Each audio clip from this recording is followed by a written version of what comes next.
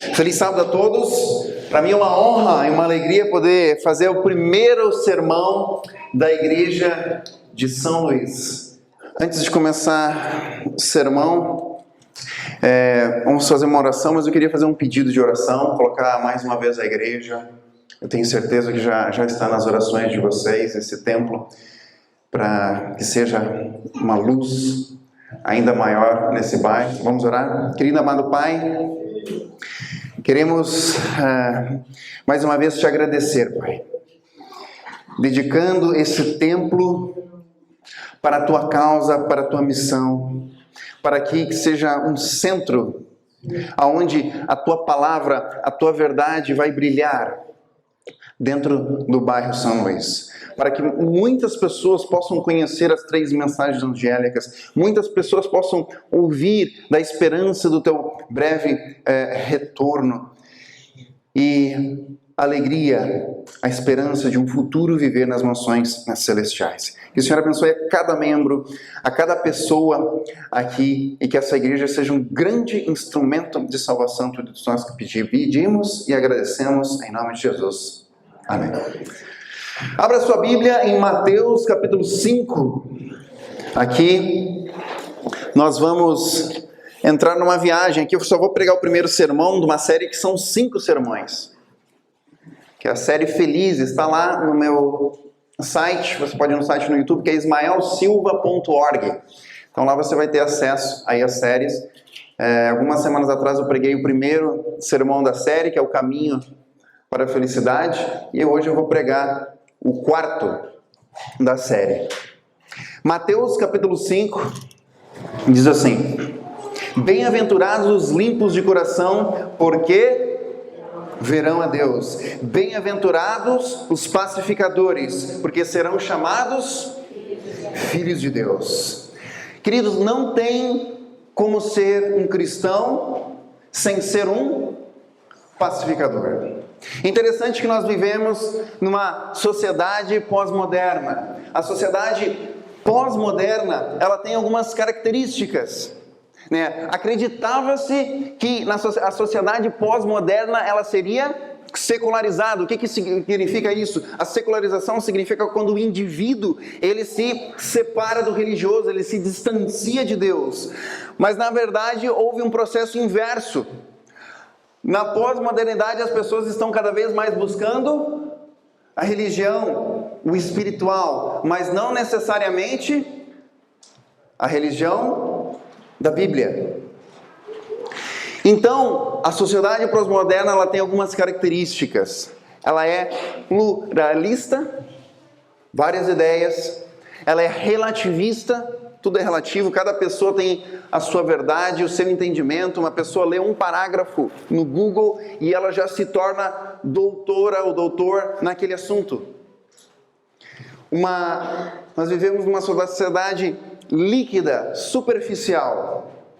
Gastamos muito tempo com coisas fúteis e pouco tempo ou nenhum tempo se aprofundando realmente nas coisas que de fato vão fazer sentido e vão fazer a diferença na nossa vida. Mas a gente perde tempo com discussões políticas, com ideologias humanas, com todas essas coisas, levantando lá o celular para cima, jogando a tela para cima, vendo aquelas mensagens de 1 minutinho, 30 segundos, frases prontas. Isso não edifica. Você vê um vídeo sobre esporte, vê outro vídeo sobre novela, vê um outro sobre uma pessoa que foi assaltada, vê um outro de uma pessoa que... E você termina o dia com toda aquela carga de informações que no final não te conduz a nada. Só vai enchendo o nosso tempo com coisas que não edificam. E esse tipo de rotina, ele conduz a uma vida superficial. As coisas, quando você tem que parar para pensar e se aprofundar num determinado assunto, pode ser a Bíblia ou qualquer outro assunto, se torna chato. Por quê? Porque a gente se acostumou, a gente se viciou em coisas superficiais. Por um outro lado, a sociedade é pluralista, relativista e mística. Ou seja, a pós-modernidade é um retorno ao paganismo. É um retorno ao misticismo. Uma religião extremamente superficial, onde as pessoas são como cristais. Qualquer mensagem que seja um pouco mais forte, ela já não quer. E com isso, entendendo essa realidade da sociedade, então existem vários movimentos religiosos que constroem cultos para atender clientes e não mais fiéis. Mensagens extremamente mamão com açúcar, extremamente superficiais, porque a pessoa vem à igreja e eles querem atrair multidões, porque daquelas multidões vão vir recursos financeiros. E aí, a palavra de Deus sendo pregada na sua totalidade, na sua profundidade, é deixado de lado para ter esse alcance diplomático. Então, é dessa forma que o mundo tem se tornado. A Nova Zelândia, que é onde tive a oportunidade, de trabalhar por muitos anos lá, apesar de ser um país pequeno, mas é um coração das igrejas evangélicas. O Hillsong, que é uma igreja muito conhecida, a gente canta a música deles, como Poder do Amor, é uma delas. O Shout to the Lord, agora não lembro, Cante ao Senhor, seria a música em português. Cante ao Senhor. Essa música, todas deles. Ele é do Brian Hillsong, que é neozelandês, e ele foi para a Austrália e lá ele fundou essa igreja. E na própria Nova Zelândia tem 4 igrejas que são a nível mundial. Então, forte ênfase na música e um ambiente bacana, com bastante trabalho com luzes. Então, esse é o culto moderno e uma mensagem que ela se enfoca mais nos evangelhos e ela rejeita ou ignora a parte profética. Lembrando que a mensagem da igreja, embora os evangelhos fazem parte disso, mas a mensagem da igreja ela é escatológica. A mensagem ela não pode ser pregada fora de um contexto profético. Deixa eu me exemplificar. Por exemplo, a diferença entre a heresia e a verdade é você enfatizar um aspecto da verdade. A diferença entre o remédio e o veneno é a dosagem. Da mesma forma, a diferença entre a heresia e a verdade é a dosagem. Jesus é Deus? Sim ou não? Sim. Todo mundo concorda. Ele é homem? Sim? Beleza. Se eu enfatizar só o aspecto humano dele e ignorar o divino, eu crio uma heresia chamada arianismo. Se eu enfatizar só o aspecto divino de Cristo e ignorar o aspecto humano, eu crio uma outra heresia chamada gnosticismo. Entenderam? Então, quando a gente prega um evangelho e enfatiza só um aspecto, eu crio uma heresia. E um outro exemplo para a gente fechar essa parte. Jesus, ele morreu na cruz para nos salvar, certo ou errado? É este todo o evangelho? Não. Não é. Mas como pastor, sim, o apóstolo Paulo diz assim: se Cristo morreu e não ressuscitou, a vossa fé é vã. Ele tinha que morrer, mas ele também tinha que ressuscitar, ele também tinha que ascender ao céu, ele também tinha que ser entronizado, ele também tinha que iniciar o seu ministério sacerdotal, se colocando como mediador entre Deus e os homens, ele também tinha que iniciar o processo de juízo, e ao concluir o juízo, ele também tem que voltar para buscar o seu povo. Porque se ele concluir o juízo e não voltar para nos buscar, a gente também está perdido. Percebem que é o todo, que é a totalidade? Então, quando eu prego uma mensagem que só enfoca na cruz e rejeita todo o restante profético, eu estou pregando uma heresia. E é justamente isso que as 3 mensagens angélicas fazem. Elas pregam o Evangelho como um todo, que é chamado na Bíblia, Apocalipse 14:6, o Evangelho eterno. Esse é o Evangelho eterno. E todo esse movimento cultural, essa realidade cultural, ela se culminou naquilo que a Bíblia já havia também profetizado, que o amor esfriaria. Hoje as pessoas não dão muita importância para o que o outro pensa, para o que o outro sente. Sabe, nunca foi tão fácil pregar o Evangelho. A Nova Zelândia, hoje, a Associação da Nova Zelândia, ela tem um orçamento de quase 50 milhões de reais. Sabe quantas pessoas eles atingem, a igreja cresce entre as pessoas que entram e saem? No país, 90. Sabe quantas pessoas, pela graça de Deus, eu batizei no meu último ano ministerial?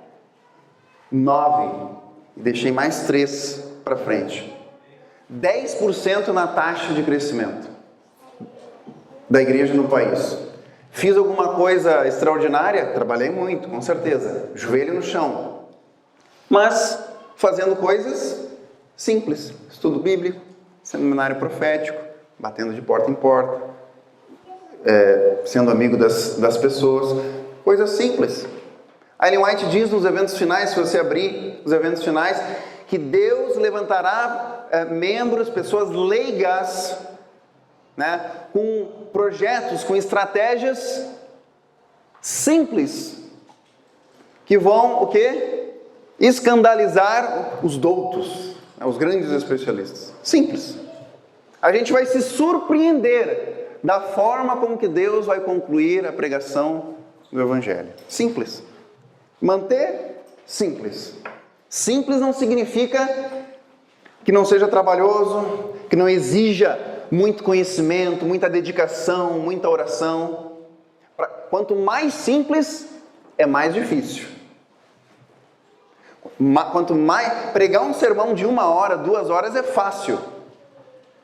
Pregar um sermão de 5 minutos, de 10 minutos é difícil. Porque em 1 hora você vem, vai falando, né? E pastor gosta de falar, e quem tem essa facilidade é fácil. Agora você tem que pensar no texto e encaixar cada palavra para otimizar o tempo em 5 minutos é difícil. E agora o amor se esfria. As pessoas não têm mais essa empatia de como que o outro está se sentindo. A gente só se preocupa com a gente. O outro tá bravo comigo, problema dele. Aí você vai em Mateus capítulo, não sei se é 17 ou 18, diz assim: se o teu irmão tem algo contra ti, ou seja, não foi você quem fez algo contra ele. Se o teu irmão tem algo contra ti, vai ter com ele. Ou seja, se a pessoa está braba com você, se a pessoa fez algo contra você, é você quem tem que tomar a iniciativa de reconciliar. Não, o Evangelho ele não é estranho para nós. Mas eu não fiz nada. Exatamente. Mas a Bíblia diz para fazer justamente isso aí. Se o teu irmão tem algo contra ti, é a tua responsabilidade de ir lá pacificar. Deixar tudo certinho. E por causa que o amor vai se esfriando, a gente perde essa sensibilidade com o outro. A gente não se importa mais com o outro. Por isso que é tão fácil. Porque se você, cada membro individual dessa igreja, se você fizer o óbvio, o simples, de se importar com as pessoas, de ser autêntico. Eu estava pregando lá em Novo Hamburgo, num evento jovem, e tem um autor, o Tab, que ele fala às vezes, a autenticidade é uma das maiores ferramentas de pregação do Evangelho. Por quê? Porque hoje é tudo fake. Hoje é tudo falso. Usamos máscaras. E por mais humilde que uma pessoa seja, por menos conhecimento que uma pessoa venha a ter, ela consegue sentir. ela consegue perceber se você está sendo autêntico, se você está sendo genuíno ou se você está sendo falso. Se você é aquela pessoa que dá tapinha nas costas, né, sábado de manhã na igreja, e aí durante a semana está falando mal da pessoa. Isso, queridos, as nossas palavras podem ir para um lado, mas essa atmosfera, essa percepção, o outro consegue entender. Se a gente está sendo usado por Deus, está de forma genuinamente ali, querendo bem, ou está simplesmente ali defendendo uma fachada como cristãos. Ser autêntico. Ser autêntico. Então, não tem como ser cristão sem ser um pacificador.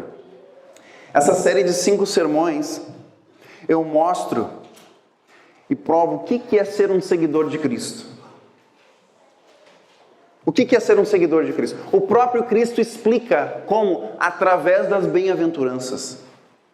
As bem-aventuranças, na realidade, é uma explicação passo a passo, em ordem cronológica, para se tornar um seguidor de Cristo. Eu não tenho como me tornar um seguidor de Cristo se eu não passar por todas elas. Começando com os humildes de espírito. E aqui a gente chega em 2, que é o pacificador e os puros de coração. Deus, Ele quer reconstruir relacionamentos e principalmente restabelecer a paz entre os céus e a terra. E assim como você, meus queridos, eu também quero paz. Todo mundo busca paz. Veja bem, os pacificadores serão chamados filhos de Deus. Qual que é o nome da Jerusalém? Jerusalém, cidade de paz. Os pacificadores herdarão a cidade de paz. Mas vamos começar com os puros. Algumas coisas breves aqui. São os transparentes diante de Deus. Mateus 5,37. Seja, porém, a tua palavra sim, sim, não, não, o que disto passar vem do maligno. Hoje em dia, nem com um contrato assinado, a gente consegue valer a palavra de alguém, né? Quão longe nós fomos? Se você pede dinheiro emprestado, diz que vai pagar, paga. Se você prometeu algo, cumpra. Não pense que R$100 emprestado que você pegue e não pague, você vai conseguir chegar no céu por causa disso. Isso é roubo. Você prometeu e não cumpriu, mentira. A Bíblia diz que os ladrões, os mentirosos não herdarão o reino dos céus por R$100, que seja um centavo. Filipenses 4,8, quanto ao mais, irmãos, tudo que é verdadeiro, tudo que é honesto, tudo que é justo, tudo que é puro, tudo que é amável, tudo que é de boa fama, se há alguma virtude e se há algum louvor, nisso pensais. Tudo, queridos, que a gente faz ou deixa de fazer influencia a gente para o bem ou para o mal. As músicas que a gente escuta, os vídeos que a gente assiste, os filmes, né, que a gente acompanha, os relacionamentos que a gente tem, as pessoas, amigos íntimos, os livros que a gente lê ou não lê, tudo isso influencia a gente para o bem ou para o mal. Por isso que devemos escolher com sabedoria. Salmo 24, 3-4 diz assim: quem subirá ao monte do Senhor? Ou quem estará no seu santo monte? E tem uma música que eu lembro dela, eu cantava desde pequeno. Como são belos os pés do mensageiro. Salmo 24, aquele que é limpo de mãos e puro de coração, que não entrega sua alma à vaidade, nem jura enganosamente. O que anuncia os puros de coração, tudo isso, então, né, pureza do coração, começando lá dos humildes de espírito, até a pureza de coração, vai resultar nas duas últimas bem-aventuranças, e aqui eu vou fechar só com uma, né? Os perseguidos, vamos ficar para depois. Bem-aventurados os pacificadores, porque serão chamados filhos de Deus. O que eu devo fazer para ser um pacificador? Essa é a pergunta. Então, se para ser pacificador faz parte dessa jornada de se tornar um seguidor de Cristo, e também é essencial para eu viver na cidade de paz, o que é ser o pacificador? Se o Deus é um pacificador entre os céus e a terra, esta obra que o apóstolo Paulo chama de a obra de reconciliação. Ora, tudo provém de Deus, que nos reconciliou consigo mesmo e por meio de Jesus Cristo, e nos deu o ministério da reconciliação, a saber que Deus estava em Cristo reconciliando consigo o mundo, não imputando aos homens as suas transgressões, e nos confiou a palavra da reconciliação. Eu me torno um pacificador quando eu me uno a Deus nessa obra de pacificação, me tornando um pacificador na minha comunidade, na minha igreja. Aonde tem relacionamentos destruídos, se eu estou enxergando isso, eu vou lá para pacificar, para reconstruir esses relacionamentos. E quando eu faço essa obra, eu me torno juntamente com Deus, cumprindo a missão dele, de pacificação, de levar paz para as pessoas. E aonde existe reconciliação, existe paz. Quando você está mal com algum amigo, com um cônjuge, com alguém da família, a gente sente aquela coisa ruim no coração. Mas, quando a gente reconcilia, é como se fosse um fardo pesado que sai das nossas costas. O que é salvação, então? Eu vou dar uma explicação da teologia sistemática, e aí depois a gente vai entrar. Eu vou permitir que o próprio Cristo explique o que é salvação. Na sistemática, diz assim: salvação é a justiça de Jesus Cristo imputada ao ser humano que crê, e através da fé ele recebe os méritos de Cristo, e através destes méritos ele inicia o processo de santificação, que é a apropriação da justiça de Cristo rumo à glorificação. Vocês entenderam o que é salvação? Eu não me lembro nem das primeiras palavras ali, né? E se eu fosse parar para explicar cada termo, a gente ficaria uma semana estudando sobre essa frase. Daqui a 30 minutos você não vai nem mais lembrar dela. Não vai mais nem lembrar da definição da teologia sistemática sobre salvação. Jesus, ele não teoriza. Ele explicou a salvação de uma maneira linda. Esse ministério da reconciliação, da pacificação. Você não lembra um texto que eu li há um minuto atrás, mas você lembra da explicação de Cristo, quando ele diz assim: certo homem tinha 2 filhos, mas o moço deles disse ao pai: pai, dá-me a parte dos bens que me cabe, e ele lhe repartiu os haveres. Você não lembra de uma frase de 1 minuto atrás, mas você já lembra de toda a história de 2000 anos. Aqui Jesus, ele começa talvez a história mais linda sobre salvação. Passado não muitos dias, o filho mais moço, ajuntando tudo o que era seu, partiu para uma terra distante, lá dissipou todos os seus bens, vivendo dissolutamente, a passar necessidade. Então ele foi e se agregou a um dos cidadãos daquela terra, e a este mandou para os campos a guardar porcos. Ali desejava ele fartar-se das alfarrobas que os porcos comiam, mas ninguém lhe dava nada. O filho pródigo, queridos, ele ofende ao pai, porque só depois da morte do pai é que ele poderia requerer a sua herança. O filho pródigo, ele é indiferente com o pai, porque a preocupação dele está com a propriedade, com os bens, e não com o seu pai. O filho pródigo, ele desrespeita o seu irmão mais velho, porque a herança deveria ficar com toda a herança com o irmão mais velho, era ele quem deveria administrar. O filho pródigo, ele não se importa com seu pai, porque a herança também deveria ser uma segurança para a velhice do seu pai.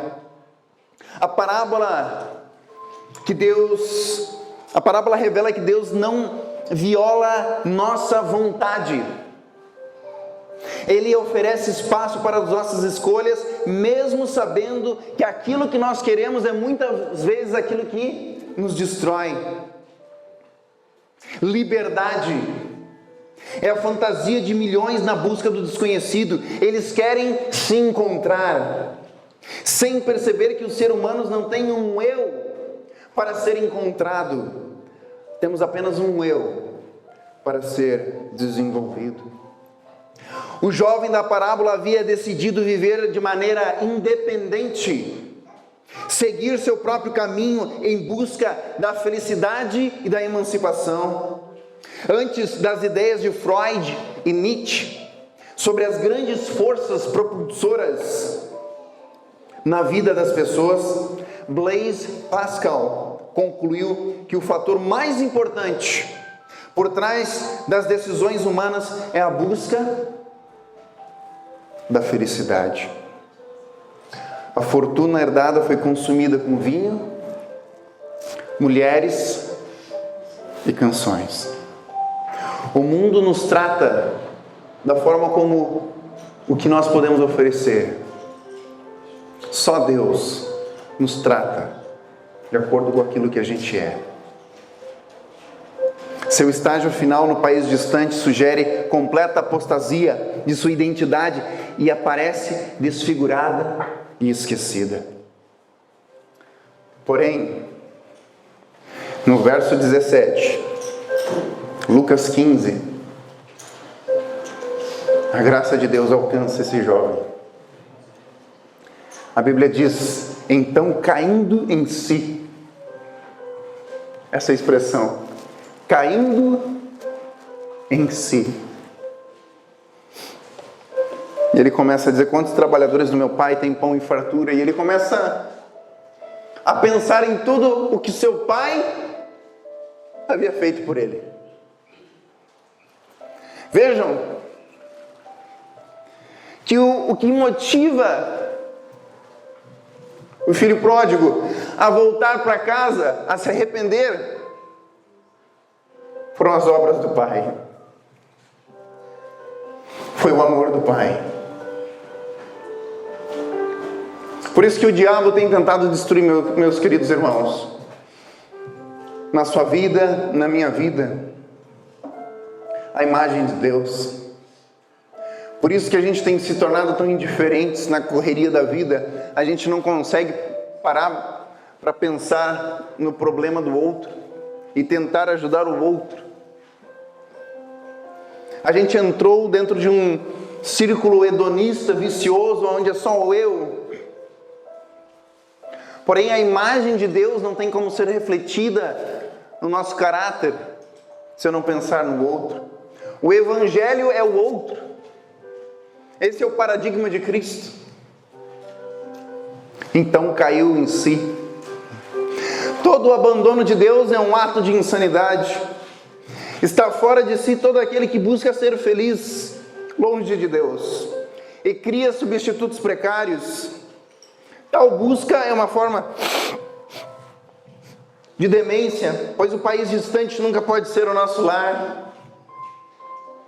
Tenta buscar no futebol, tenta buscar nos atrizes, atores, tenta buscar nos grandes ídolos da música, tenta buscar em grandes ídolos da política, tenta buscar no dinheiro, tenta buscar no sexo, tenta buscar na diversão, tenta buscar nos bens materiais, nos bens acadêmicos.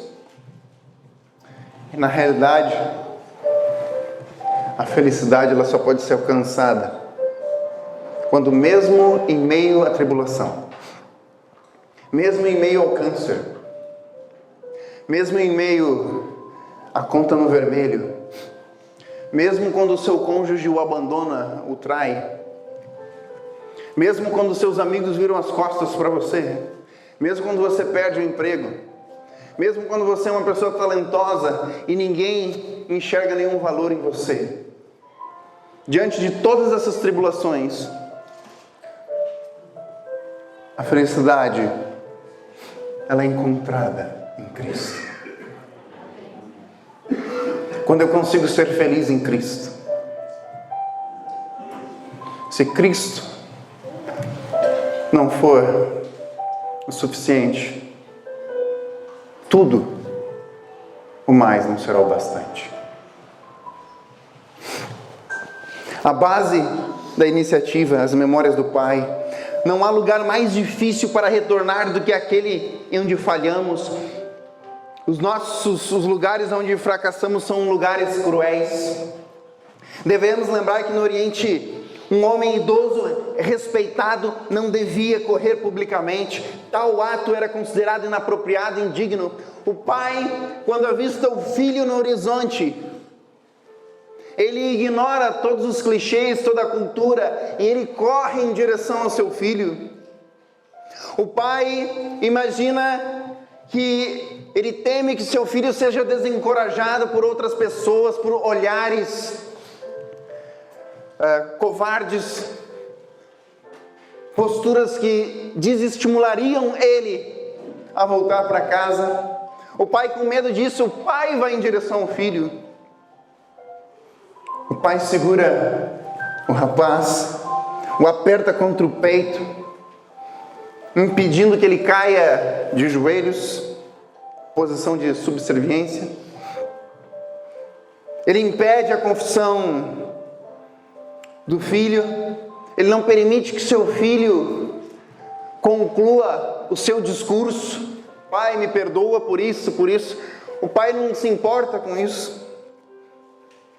O pai quer ter a certeza de que ele é o primeiro na vila a encontrar com seu filho, para protegê-lo das críticas ou das atitudes hostis, julgadoras que o desencorajariam a voltar para o pai.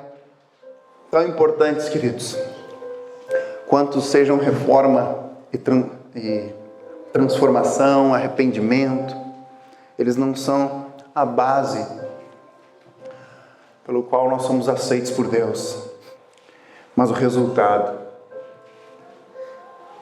Em outras palavras, é a aceitação divina que causa o arrependimento, não o contrário. Aqui, um pai que permitiu seu filho fazer tudo o que ele queria, mas um pai que estava ali aguardando que as loucuras do seu filho passassem, que ele caísse em si. Porque esse pai, ele não queria apenas salvar o filho do vinho. Esse pai, ele não queria salvar o seu filho apenas das mulheres. Esse pai, ele não queria salvar o seu filho apenas das festas, das canções, das orgias. Esse pai, ele queria transformar o caráter desse filho. Esse pai, ele queria transformar o coração desse filho para uma nova criatura, uma nova pessoa que refletisse o mesmo caráter de amor. A igreja é o maior instrumento de Deus na terra para a pregação do Evangelho. Só que a igreja não é as paredes. A igreja é você. Eles vão conhecer a Deus através da sua empatia. Eles vão conhecer a Deus através do seu olhar. Eles vão conhecer que Deus é amor através da tua vida, através da tua família bem ordenada. E é esse convite que eu faço para a igreja de São Luís, que inicia hoje é o seu novo tempo, para que você viva o amor de Deus, para que através da sua vida as pessoas possam entender que Deus é amor. E eu concluo com uma das histórias talvez mais tristes que eu ouvi na minha vida. Eu, enquanto fazia o meu mestrado, eu ia fazer o meu estágio na Nova Semente. Eu queria entender como que funcionava aquele projeto, que eu trabalho com contextos multiculturais, pessoas de todos os lugares do mundo, então eu queria entender também aquele projeto. E eu lembro que na parada tinha uma jovem ali, seu rosto, seu semblante, bastante sofrimento, mas não me recordava dela.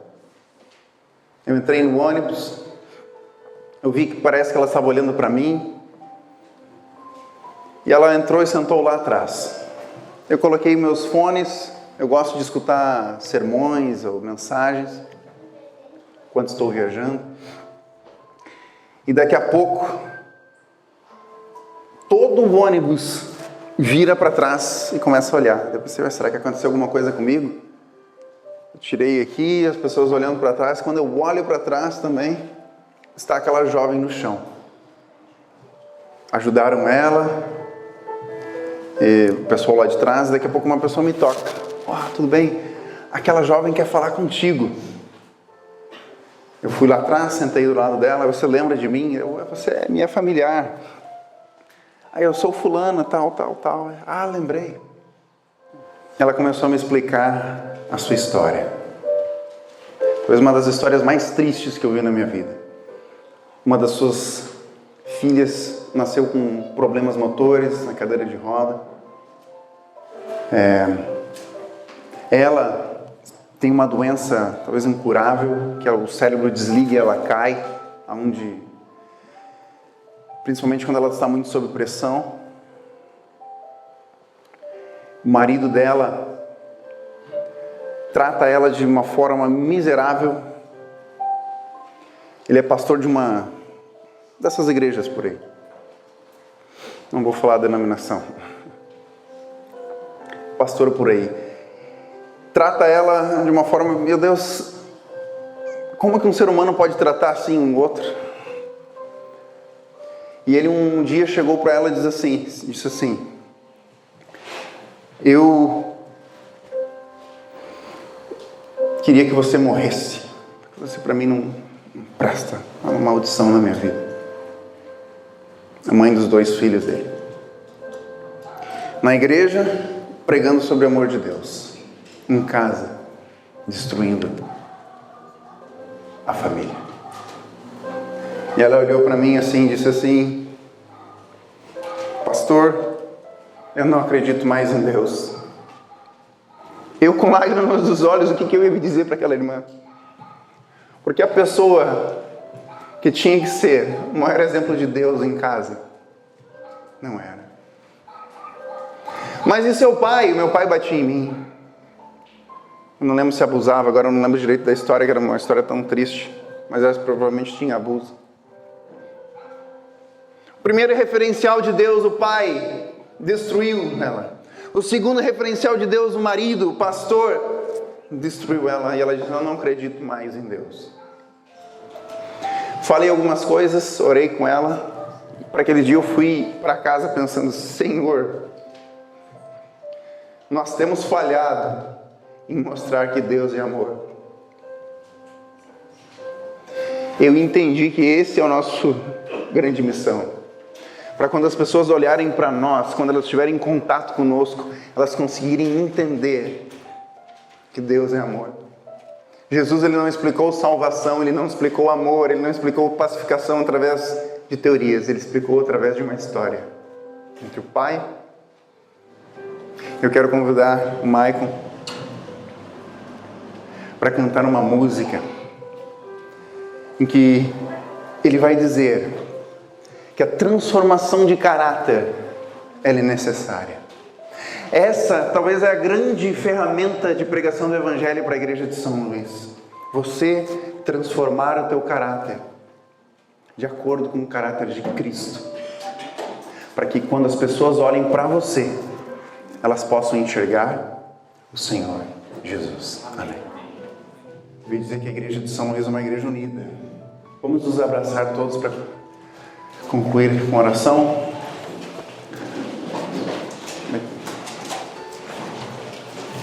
Vamos orar. Querido amado Pai, aqui está uma igreja diante de Ti, Deus.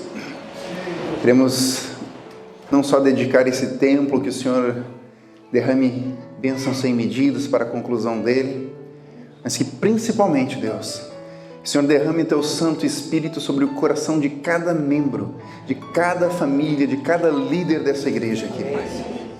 Que possa haver um reavivamento espiritual, que no estudo profundo da Tua Palavra, a gente possa ser transformado ao contemplar a Tua beleza, a Tua grandeza, e assim refletir Teu amor, a Tua verdade, através dos nossos olhares, através dos nossos gestos, através das nossas palavras, através de simplesmente estar lá com as pessoas, nos momentos bons, nos momentos ruins.